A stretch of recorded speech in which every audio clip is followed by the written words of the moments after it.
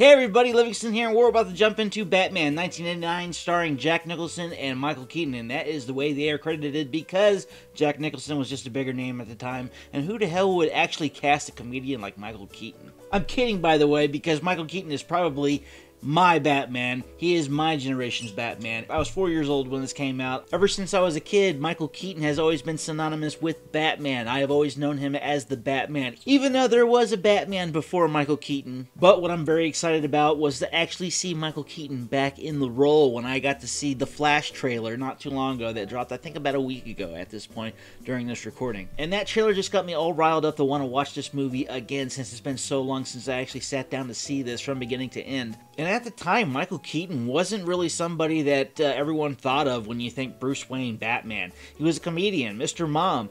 Everyone thought of him as Beetlejuice. He was the guy that was just funny in movies, and we loved him because he was Michael Keaton. It was great that they took the gamble. It was awesome that they threw the dice, and boom, they landed on aces, because that's horrible. I don't know. I guess I just blended poker and craps. I think this movie's going to kickstart us into the Batman side of things when it comes to this Batman, the next Batman, Batman Returns, Batman Forever, 95 with Val Kilmer. Then you got the 97 version with George Clooney. They kind of get worse, but you know what? We're going to ride that roller coaster because, boom, we get right back into Batman Begins, and then that goes into the Dark Knight trilogy. Christopher Nolan directed stuff. But after the Dark Knight trilogy, we jump right into the Justice League stuff and the DCEU and the disaster that ended up becoming and not becoming.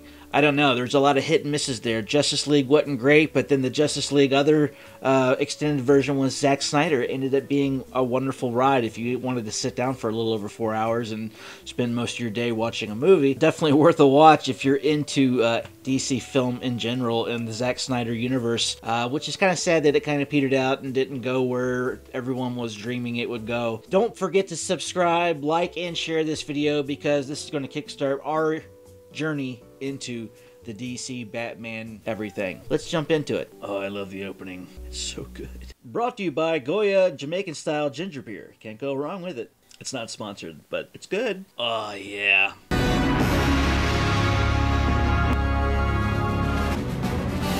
That's what's so great about DC. They had this wonderful scores that had with every one of their characters, it seems like. Superman, John Williams, great score for that time. Then you got Danny Elfman, 89, great score for this as well. Then you get into the Man of Steel in that score, Hans Zimmer's score for that, 2013, great as well. Then you got the music of Prince, which is great. But the funny thing is, it seems like the only music they play in this entire movie is nothing but Prince. A universe of nothing but... I wonder if they're going to have that in The Flash. If they're going to have, like, Prince music playing in the background at some point. Directed by Tim Burton. Open up to Gotham City. A matte painted Gotham City. Got the Monarch Theater down there on the left-hand side. You can actually do like a drinking game with this movie. How many times the Monarch Theater pops up in the background? That was one time. Let's go fast. Come on. See the future and it will be. For God's sake, Harold, can we please just get a taxi? Jimmy, put that away. We'll look like tourists. This was filmed in Pinewood Studios in the UK, England. 7th is that way. I know where we are. Typical guy, doesn't want to ask for directions. That's what I like about Elfman's score. It really sets the mood. How about it? $1. Ow. Do the kid a favor. Don't scream. I always thought in this light it looks like Bruce Willis. But that's the only time he looks like Bruce Willis. Like the mouth and the way he did that. This is animated Batman. I wonder why he didn't film that for real. Enter the Batman. But that was a sweet entrance for Batman. Shut up. Yes. Michael Keaton's Batman's all about the theatrics.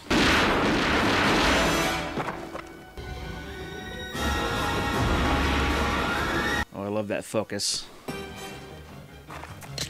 I'm so happy to be going back into this world. I think they even get to see the Batarang in the trailer just for a split second. What are you? I'm Batman. Oh.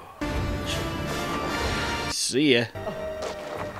Across this nation, Billy D. Williams. It's too bad we never got to see his Two-Face. I heard they were going to bring him back in the third movie, and that would have been great to kind of like wrap up the trilogy. I just hate that they didn't do that, mostly due to the fact that they wanted to aim more towards children, which I happen to be in that group there because I was 10 years old when Batman Forever came out. Whatever. I was all for the dark. I was not into the lighter tones. I guess I was a dark child. Has targeted those businesses suspected of fronting for the syndicate in this city. George Michael and Michael Jackson were originally both considered for contributions to the film's soundtrack, in addition to Prince, with the latter being considered for the film's love theme. While Prince wrote songs for the Joker, Jackson turned the opportunity down due to his concert commitments. I'm watching the X-ray version in Amazon Prime. It's cool to get these little tidbits in there. They'd be happier someplace else. Gotta love Jack. If this clown could touch Grissom, I'd have handed him his lungs by now. If Grissom knew about us. That's Jerry Hall. You don't worry about anything, do you, Jack? She ended up being a longtime partner of Mick Jagger, and they have 4 children together. You look fine. But they are no longer together. I didn't ask. What a dick. Giant, menacing, supernatural form. Kind of like a bat. That's William Hootkins. That's it. What are they seeing up there? Drinking Drano. If you don't know who he is, he's actually shown up in quite a few films. One of them being a George Lucas movie, and the other one being a Steven Spielberg film. He was in Raiders of the Lost Ark. He was one of the 2 people from the government. Top men. Asking about the Ark of the Covenant. And the other was Porkins in Star Wars. Cover me, Porkins. I'm right with you, Red 3. Lieutenant, is there a 6-foot bat in Gotham City? And if so, what's he pulling down after taxes? It's Robert Wool. Don't really see him much these days, but there was one thing I liked him in. It was I think he was teaching like American history, like the real American history that people kind of forgot about. It was called Assume the Position with Mr. Wool. It was like an HBO thing, but really worth checking out if you have the time to look for it. Brought you a little snack, Eckhart. I love that Jack Nicholson is like the main drive when it came to the concept of the Joker, when it came to the animated series. It's cool they kept his same like hat silhouette and everything.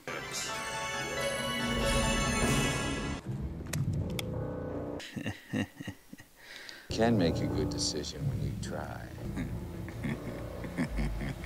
Jack Nicholson was actually offered the role of the Joker, but then he kind of hesitated on it. Then they went up to Robin Williams, Warner Brothers did, and they offered him the role, and he ended up accepting it. Then Warner Brothers went up to Jack Nicholson and said, hey, we went up to Robin Williams, and he accepted, which then was when Jack Nicholson says, well, I'm taking it. Robin Williams didn't like that. He ended up being pissed off at Warner Brothers. He didn't want to work with Warner Brothers again until they apologized. Gordon's got a file on this. I can't even get him on the phone. Bruce Wayne's benefit. He'll be there, right? Yeah. I don't... Just a little general trivia. The bat, when Knox comes walking in, hanging on the wall, was actually signed by Bob Kane, the co-creator of Batman. That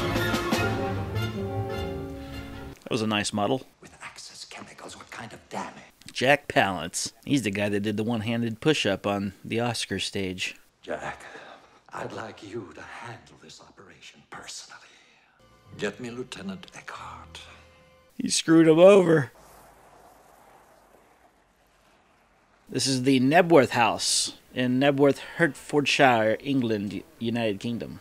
A hell of a nice house. And they actually use it again in the brand new Flash film coming out this June. Oh, thanks. Thank you very much. That's very nice. Michael Gough. Tim Burton likes to use him in a couple of his films. Of course, the 2 Batman movies. He also showed up in Sleepy Hollow. And he was actually in another Val Kilmer movie, Top Secret. Gordo and I were just discussing the... Gordo, like best friends. Your Honor, great suit. No comment. This is like whatever. When I was a kid, I wanted a house with a room like this. I had some really big dreams when I was a kid. Now I'm just like happy to have a place that is the size of this. Domestically, it was the highest grossing movie of 1989. Worldwide, it became second to Indiana Jones and the Last Crusade. This was filmed in Marble Hall, Hartfield House, in Hertfordshire, England, United Kingdom. I guess they had a lot of nice big places over there in that area. Must be the rich neighborhood. I've seen your photographs from Corto Maltese, haven't I? You've got a wonderful eye. Yeah, some people think she has 2. The Corto Maltese is a fictional place. It doesn't exist at all. They mention it in this movie. They also mention it in the Dark Knight Returns, which was a graphic novel that was also turned into a pretty cool animated 2-part film with RoboCop himself doing the voice. of Batman in his older years. Definitely worth checking out if you have HBO Max. But it also shows up in the newer Suicide Squad, directed by James Gunn. This is the only live-action Batman film to feature only one supervillain from the comics, which is pretty cool. Why wasn't I told about this? Who's in charge? Eckhart, sir. Oh, my God. Come on, let's go. Let's go. Time to go to work. Been ratted out here, boys. Funny thing is, there's a mistake in this scene. After they cut it, the guy didn't even turn the handle when he opened up the door. Even though he cut the thing, you gotta still turn the handle. Also, there's no locking shafts on the side of the door, so it wasn't even locked. Pat Hingle as Commissioner Gordon. Always liked him in Hang 'em High. If you've never seen that's a Clint Eastwood movie in the 60s. It's a good movie to check out. Yeah, iconic entrance. Those horns. This is iconic too. This guy turns. This punch right here. Wow. A lot of kids imitated that on the playground when I was a kid. I love that shot too. I mean, again, it's all about theatrics with him. Nice outfit. One thing about his outfit that I don't like is the fact that it's so thick right here in his face. It's so bulky. And they fixed that error in Batman Returns. It's the only thing I'm against when it comes to the design of this suit. Eckhart, think about the future. Porkins, no! This is the first Batman movie to win an Academy Award for Best Art Direction and Set Decoration. Hold on. Hold it right there! Nope. Who is this guy? I don't know. Until we find out, keep a lid on it. Pat Hingle, Commissioner Gordon, and Michael Gough, Alfred, are the only two actors to appear in all four original Batman films from 1989 to 1997. Wasn't hear the sighting so far. Maybe Batman has some kind of flight pattern or something. That map they were actually looking at is a map of Vancouver. Tonight, first I'll take you to dinner and then we'll walk the trail. No can do. I got a date with Bruce Wayne. Wayne! What? First date. You want to know the truth? I don't think I've ever been in this room before. You want to get out of here? Please. It's a hell of a table. That was the first and last time I gave him a riding lesson. Well, I think I've embarrassed him for long enough.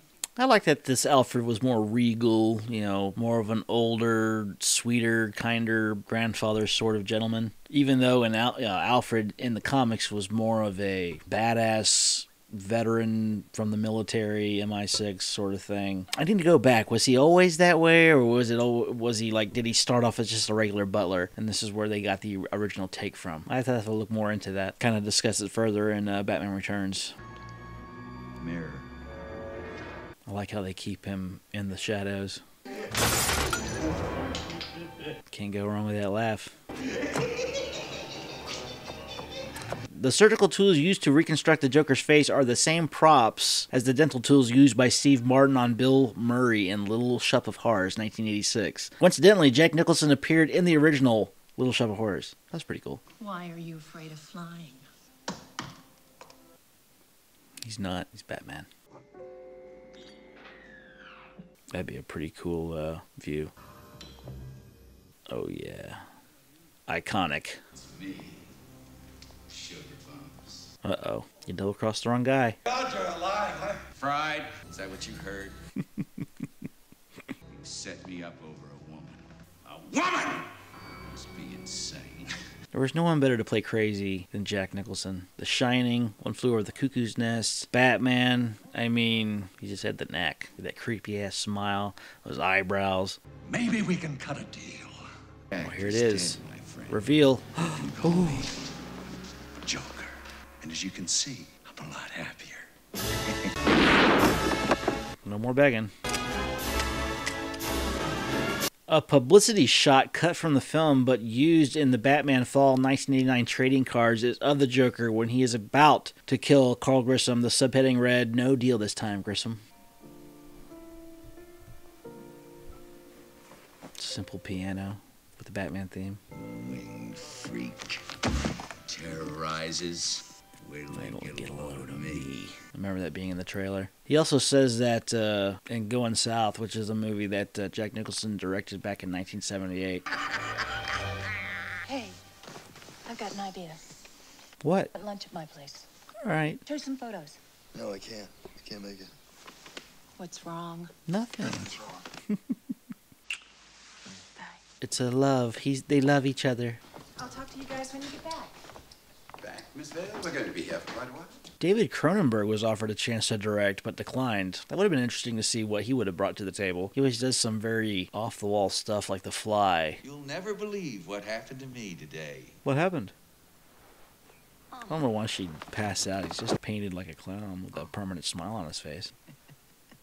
The fun thing is, this movie was released the year of the character's 50th anniversary. That's nice. I'm the acting president. This was made back in 1939. Batman's been around a while. And what's with that stupid grin? Life's been good to me. What if we say no? We'll just shake hands and that'll be it. Yeah? Simple enough. Oh, we all have one here.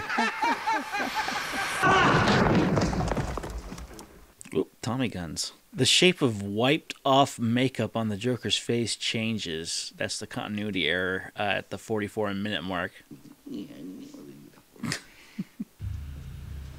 Yep, you can see that there was definitely a change. I'm losing confidence in you. I thought we were a team. I just want you to do your job. I am doing my job. Yeah, don't question me, man. Files, no photos, no histories, no nothing. Who's this guy? Too bad they don't have Google back then. You'd know pretty quick. R.I.P. Why'd he put 2 roses down? Wonder how many people knew that about his parents being dead in this scene when they first saw it in theaters. Was it like widely known that Batman's parents was killed as they left a theater? Because now it's kind of like, oh, like everyone kind of really knows it. I mean, it's been told in this movie. It's been told in like Batman Forever. They kind of did a rehash of it. Then you get into the Batman Begins, same thing, not including the animated series and the different animated films. So. Grissom gave you all his businesses? Mr. Grissom asked me as a personal favor. What? Did you do a little time together as children? Kind of a crappy thing to say to a mafia guy. He's got some balls. Mimes coming out of the woodwork. We have witnesses. Grissom's signature is perfectly legitimate. It is legitimate. How? Time to pay the check. It's pretty badass for a villain to kill in broad daylight. It's truly mightier than and the then sword. do this. Have his goons just lay him out. He was just shot. I thought you were going out of town, you asshole. I don't have any comment, no. It's a waste of a television. Where a man dressed up as a bat gets all of my press. This town needs an enema. This town needs an enema. He's very bipolar. Miss Vale telephone. I feel that there's a certain weight that lifts when she is here. Why don't you marry her? He's so cool about it. I can't go on with that right now. If not now, when? Never. I just found out Jack Napier's still alive. That's not good. I need all the information the police have on him. Yes, sir. Right away. Everything about this entire city is industrial. Even the interiors of these apartments. Batman's cave. I mean, it's just all the same style. The Burton style of Gotham City. Who was that loss? It's Knox. Oh, style. Ooh. The press. Who was that? That's Vicky Vale. You stay inside the lines. It's like he's laughing because he has to. His contract as a goon. Bob the Goon. Have you shipped 1 million of those things? Yes, sir. Ship them all. We're gonna take them out a whole new door. All right. You go get her.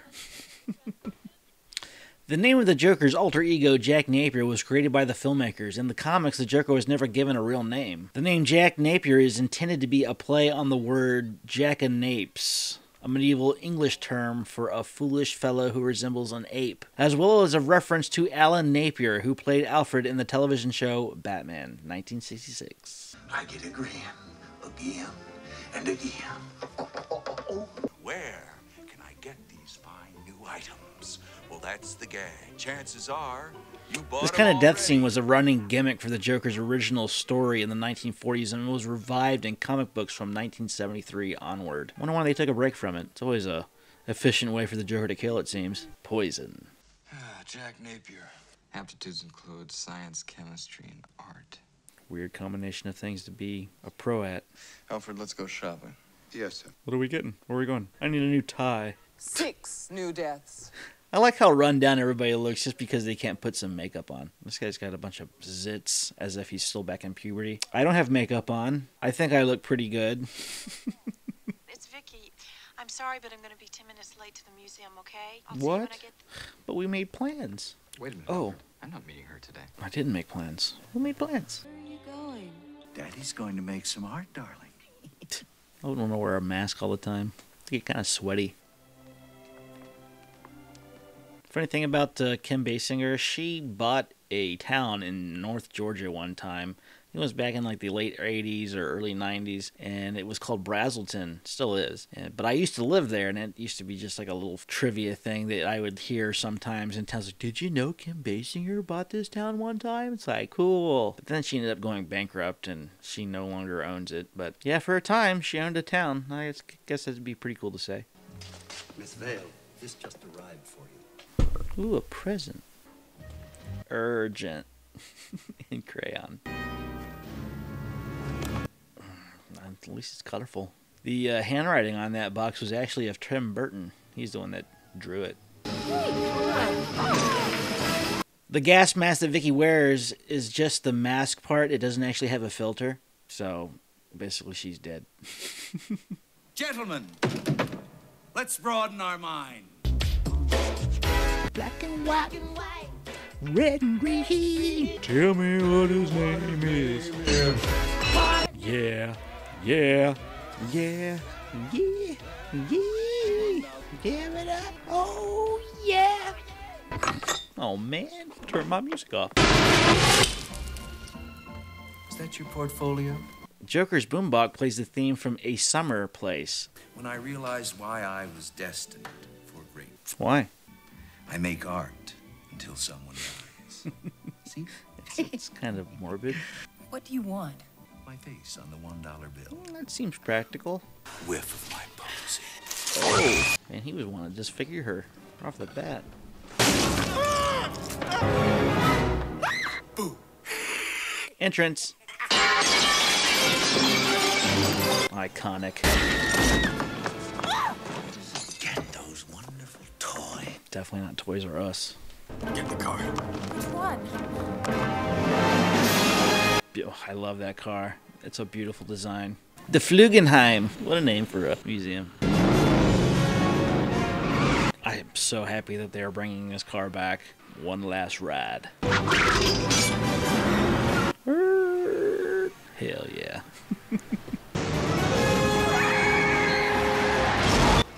Whoa. Let's go. That's all animated, all hand done. Clearly these are models in this next shot, this wide shot. Models. It's obvious. I mean, it's still decent. It works, but at the same time, it is a bit on the cheesy side. It works though. Hey, who is this guy? Check his wallet. Why would he carry a wallet? Shooter! Shooter? Yeah, that's kind of mean.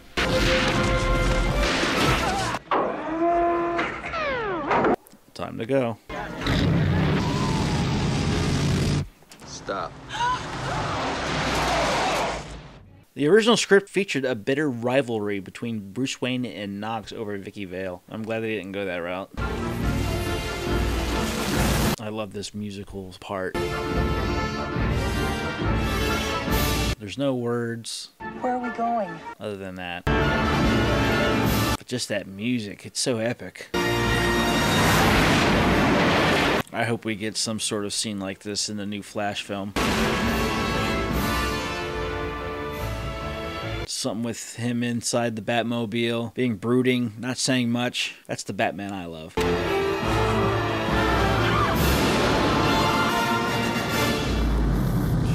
On a dime.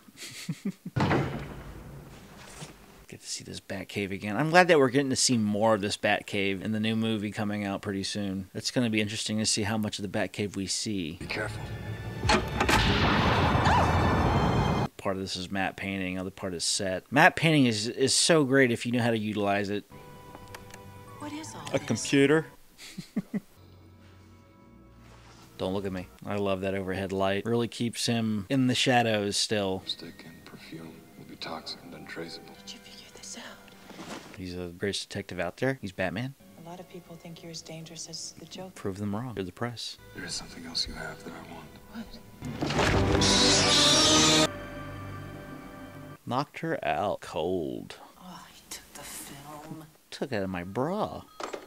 Yeah. Are you all right? Do you want me to come on over? No. If I bring something to you, can we make the evening edition? Just barely. Is it hot? Red hot.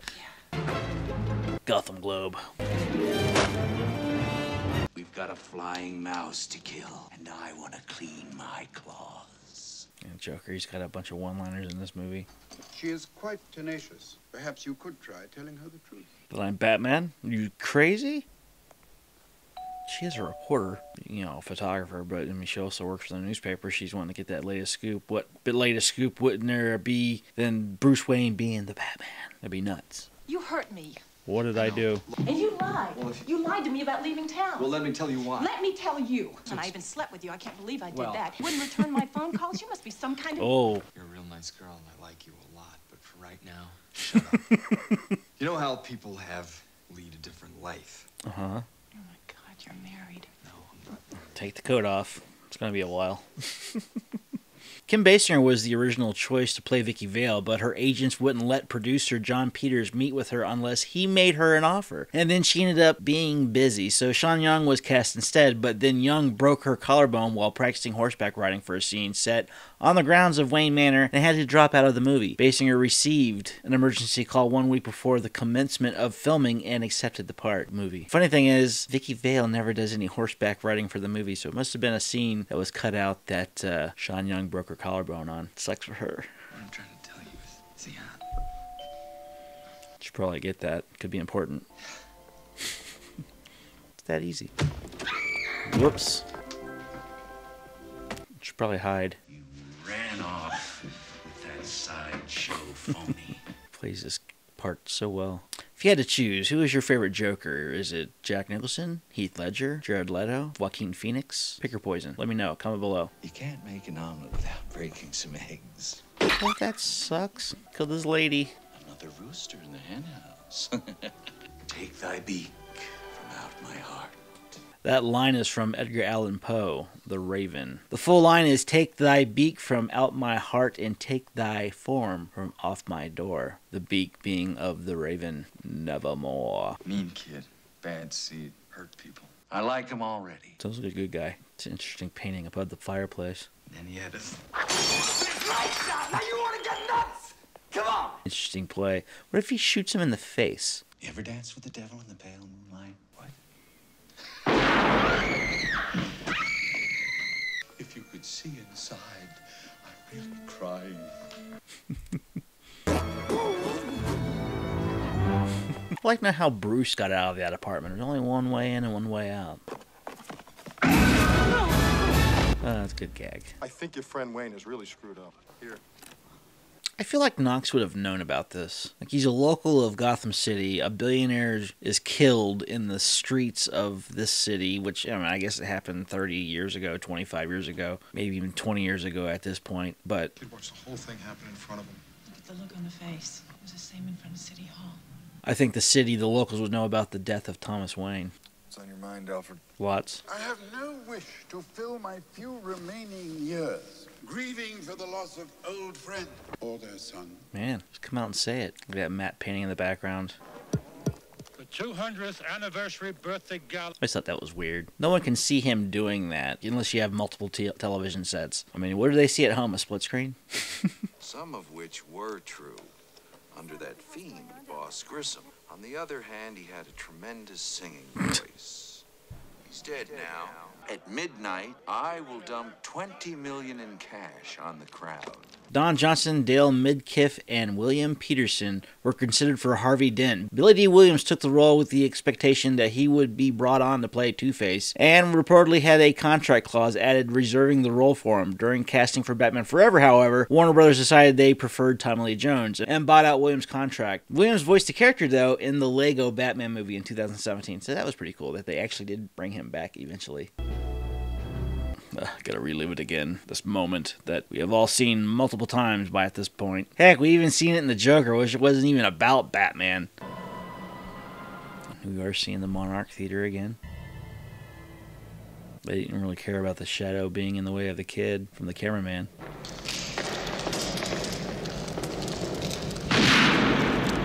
You ever dance with the devil by the pale moonlight? When a thief grabbed Martha Wayne's necklace, the pearls all fall separately, but pearl necklaces of any noticeable value invariably have a knot between each pearl to hold them in place and keep them from rubbing on and damage each other. Only the cheapest dime store version would fall apart that way. Thomas Wayne was a cheapskate. How dare you, Alfred? Bring her in before I can make a decision. Hey. Why won't you let me in? Because I like dressing as a bat. You got it. I've loved you since I met you. Jeez. How do you love somebody that quick? I mean, one night and all of a sudden you just know? Jack Nicholson said of his role that the thing he liked most about the Joker is that his sense of humor is completely tasteless. He later said the Joker was one of his favorite roles he played. We're gonna try to love each other. God, clingy? Let's go on a few more dates. I've only known you for a few days. I'd like to, but he's out there right now. I've got to go to work. Hell yeah, you do. Batman time. Time to rock and roll, baby. You know when they say Batman doesn't kill? Yeah, this scene really just throws that out the window. I mean, right there's like, what, eight guys shooting at the car? Yeah, there's a lot of guys there, too, surrounding the car. Boom. Toodaloo. What a shot. I like that it still looks mostly realistic. Thanks for blowing out the evidence. Batman creator Bob Kane was to make a cameo in the film but became ill, and shooting of his scene was not rescheduled. Kane had drawn and signed the Batman sketch used by reporters to tease Knox, and Kane was to be the cartoonist who presented it. Kane eventually cameoed in Batman Forever in 1995. Another Prince song. Vicky's back. Take the pictures. Gotham's green. That's a good tagline. Oh, the Batwing. Yes. I'm so happy that they're bringing this sucker back, too. Of course, it's a newer version of it. It looks almost like the same style, but they've updated the wings in the Flash version, and it's, of course, bigger, because you can see that the two Flash are riding behind Batman in the cockpit, so. I'm giving away free money. And where is the Batman? He's at home washing his tights. At home, washing his tights. I used to have the Batman CD, the music that Prince did, and it's kind of funny that they had a song at the very end of it, of the CD, where they had lines from the movie that continually would come on in between Prince's singing, and that was one of the lines that was out. This line too. Go with a smile. There was a scene cut from the parade sequence, but it made it into the comic book version of the script, where the crowd discovered that all the money that the Joker was handing out was counterfeit. And a follow-up to the Joker's earlier line that he wanted my face on the $1 bill, all the dollar bills that were thrown to the crowd had the Joker's picture in place of George Washington's. That would have been cool. I'm surprised they didn't add just like a little shot of somebody checking on the dollar bill. Just knock like, hey, this isn't a dollar. Yeah, the only problem is that dust mask, it only protects you from dust particles, not from gas. So, what a waste. Would have killed him too. Alright. God, the way they made things back then, it was all done practically. They didn't have special effects like they do today. They did it with models, and it just still looks so awesome. I mean, there's some shots that are like a little on the cheesy side, but for the most part, it's like, it's pretty ingenious how they did certain things back then.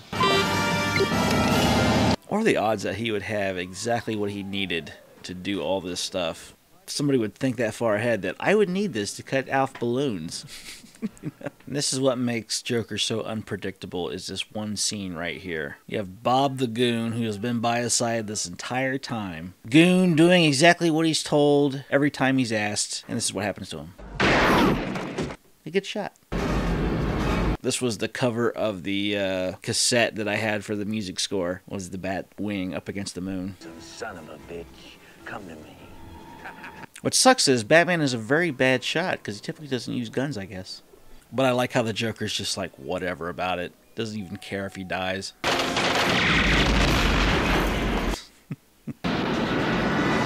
Boom. One shot, that's all it took. Batman wasted bullets and missiles and couldn't hit him, but Joker just needed one bullet. This is model work. You can tell if you look over to the right of that car, the fire in front of it. Gotham City Cathedral, transportation for 2. Better make it 10.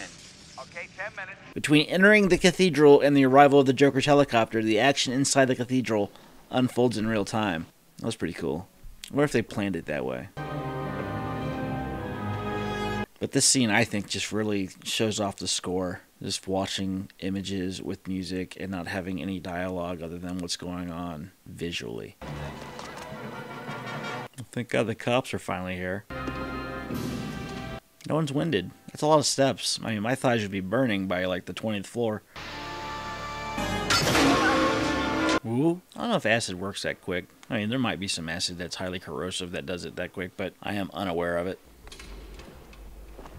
I'm sure this is probably a set built at Pinewood. Shall we dance? I like how Batman, he just doesn't have all this flair unless he's coming in. His entrances are always very theatrical, but when it comes to his fighting, he's just straight to the point and knocks these people out without giving them much chance to give them the upper hand. Until you get to this fighter coming up in the Joker. Without you, I just wouldn't want to go on.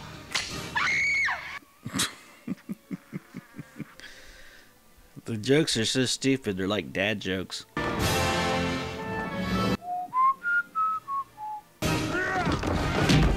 Guy's not giving Batman the chance. It's gotta be hell on the hands to be hitting body armor like that.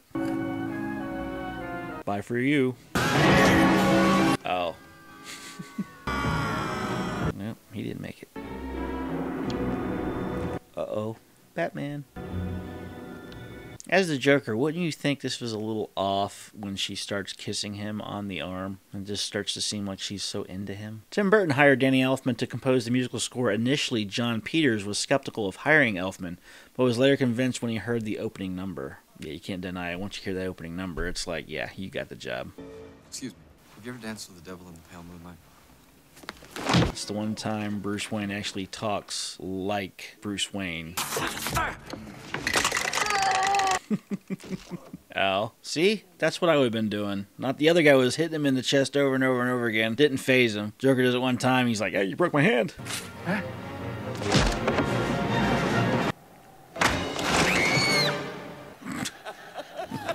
I do like the fact that Jack Nicholson's Joker likes to laugh. He is maniacal. Heath Ledger's Joker's a little more reserved, even though he's on the crazy side and he just doesn't care one way or another, but he's more of an anarchist. Jack Nicholson's Joker is more of somebody that just belongs in a psych ward. I guess he's in the same category as like Joaquin Phoenix. Joaquin Phoenix was like a little mix between Heath Ledger's Joker and Jack Nicholson's Joker. Or was a happy medium. Do you put this in the Batman killed him bracket? Because he's about to tie Joker's leg to a statue. Uh-oh. In the original script with Robin, it included the Flying Graces introduced at the parade scene. The Joker shoots the trapeze artist, sending John and Mary to their deaths. I actually like that better than what they gave us at Batman Forever.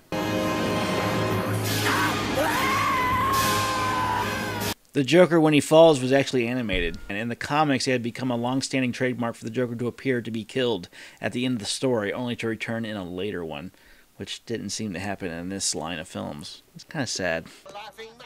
Hey, Vil, aren't you covering this press conference? Here's another fun little trivia. The Batmobile was built on the chassis of a Chevy Impala and incorporated the engine of an Impala, the taillights of a Ferrari, the fuel caps of a London bus, and jet engine parts from a Harrier jump jet. Art director Terry Ackland Snow added the headlights of a Honda Civic to the vehicle after noticing them on his wife's car. To cast a shadow on the heart of the city. Call me. How do we call him? He gave us a signal. Well, the factual error here, the bat signal at the end of the film produces a nice, clean, flat image against the sky. A light signal such as this, however, would need a backdrop to be that crisp and clean. And the bat signal is being shot up into a cloudless sky. Well, that was it. That was Batman 1989. Looking forward to jumping back into Batman again, into this world with the new Flash film coming out in a few months later on this year. And I love that Michael Keaton is back in the role. Love to see that he is still looking good in the Batsuit. I mean, from what I can see in the trailer so far, for a guy who's in his 70s, he's looking pretty good, beating up criminals in alleyways. And hey, I would love to see him come back for more, but I seriously doubt that with the fact that James Gunn has taken over the universe, and this is probably going to kickstart a new universe going forward with a new Batman. And I'm kind of sad to see that Michael Keaton will no longer be in the role of Batman going forward after Flashpoint, but hey, that's okay.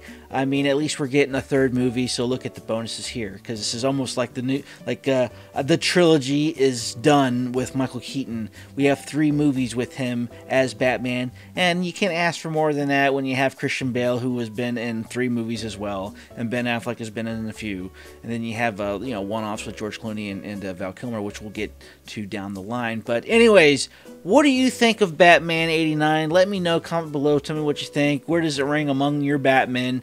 I would love to know. Until next time, see you later.